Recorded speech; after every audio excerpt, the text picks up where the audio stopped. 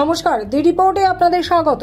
আরজিকর কাণ্ডের আবহের মধ্যে এবার ৩ বছর আগে ঘটা এক কলেজ ছাত্রীকে নির্যাতনের ঘটনায় অভিযুক্ত ৩ জনকে ২৫ বছরের সশ্রম কারাদণ্ড এবং ১ লক্ষ টাকা করে জরিমানার সাজা ঘোষণা করল কোচবিহার জেলা আদালত। কোচবিহার জেলা আদালতের ফাস্ট ট্র্যাক কোর্টের বিচারক এই নির্দেশ দেন। উল্লেখ্য, ২০২১ সালের ২১শে ডিসেম্বর কোচবিহারের শীতলকুচি এলাকায় কলেজে যাবার পথে এক ছাত্রীকে গাড়িতে তুলে নিয়ে গিয়ে নির্যাতনের অভিযোগ উঠেছিল। নির্যাতিতা বাড়ি ফিরে পরিবারকে সব জানানোর পর নির্যাতিতার পরিবারের তরফে শীতলকুচি থানায় অভিযোগ জানানো হয়। এমনকি তাকে হুমকি দেওয়া হয়েছিল এই ঘটনার কথা কাউকে জানালে ভিডিও ভাইরাল করে দেওয়া হবে। পুলিশ ওই ঘটনায় জড়িত ৩ অভিযুক্তকে গ্রেপ্তার করে। পুরো ঘটনার বিষয়ে পুলিশ আধিকারিক কি জানালেন শুনুন। সেই জাজমেন্টে যে ৩ জন আসামি ছিল, সেই ৩ জন আসামি 376D আইপিসি ধারা অনুসারে তাদেরকে 25 বছরের যাবজ্জীবন কারাদণ্ড দেওয়া হয়েছে।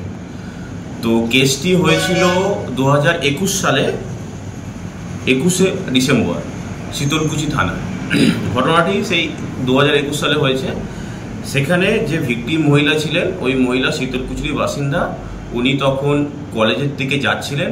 সেই সময় যাওয়ার সময় 2 জন অ্যাকিউজড জামির হোসেন এবং ফিরোজ আলম গাড়িতে করে আসে এবং মহিলাটাকে বলে যে আমি তোমাকে কলেজে ছেড়ে দেবো। সেই সূত্রে ওকে কলেজে ছেড়ে যাওয়ার নাম করে ওকে ফোর্সফুলি একটা ফাঁকা বাড়িতে নিয়ে যায়। সেই বাড়িতে অলরেডি একজন অ্যাকিউজড ছিলেন, তার নাম ছিল একরামুল হক। তারা 3 জন মিলে মহিলাকে করে এবং হ্যারাসমেন্ট করে এবং সেটার ভিডিওগ্রাফিও করে তাকে পরবর্তীকালে ব্ল্যাকমেল করতে থাকে। ঘটনাটি 21শে ডিসেম্বর 2021 ঘটে এবং পুলিশের কাছে কমপ্লেন জমা পড়ে 23শে ডিসেম্বর। কমপ্লেন দেওয়ার সাথে সাথে পুলিশ ইনভেস্টিগেশন শুরু করে। তার আয়ো ছিল মণিভূষণ সরকার, পিএসআই মণিভূষণ সরকার। তো সেই দিনই আমরা একজন অ্যাকিউজ জামির হোসেন তাকে অ্যারেস্ট করি এবং বাকি 2 জন অ্যাকিউজ পলাতক ছিল। তাদেরকে আমাদের আয়োজক ছিলেন মণিভূষণ সরকার, তার আন্ডারে একটা টিম পুরো তাদের পিছনে পড়ে থেকে 28 তারিখ থেকে বাকি যে 2 জন অ্যাকিউজ তাকে অ্যারেস্ট করে। তো কেসটা পুলিশের জন্য খুবই চ্যালেঞ্জিং ছিল, যেহেতু এই কেসটাতে কোনো আই উইটনেস ছিল না। এভিডেন্সের উপর অনেকটা নির্ভর করেছিলাম। আয়ো যে ছিলেন সে সঙ্গে সঙ্গে পিওটাকে সিল করে এবং ভিকটিম মহিলার মেডিকেল টেস্ট করান। সেই ভিকটিম মহিলার মেডিকেল টেস্টে স্ট্রং পজিটিভ আসে সেক্সুয়াল অ্যাসল্টে। তারপরে আমরা ফরেন্সিক টিম ডেকে নিয়ে আসি। ফরেন্সিক টিম ডেকে পিওটাকে সার্চ করা হয়। ওখান থেকে বিভিন্ন এভিডেন্স আমরা পাই, যেমন পিউবিক হেয়ার, সেখান থেকে আমরা ব্লাড স্টেন পাই খাটের মধ্যে, এবং যে গাড়িটা করে নিয়ে যাওয়া হয়েছিল সেই গাড়ির সিটের মধ্যেও আমরা ব্লাড স্টেন পাই। সমস্ত স্যাম্পেল আমরা পাঠাই ফরেন্সিক ল্যাবরেটরিতে। এছাড়াও আমরা এই স্পেসিফিক কেসটাতে ডিএনএ প্রোফাইলিং করে থাকি। ডিএনএ প্রোফাইলিং করে অ্যাকিউজডের সাথে ভ্যাজাইনাল সোয়াবের সাথে আমরা অ্যাকিউজডের যে ডিএনএ সেটা ম্যাচ করি।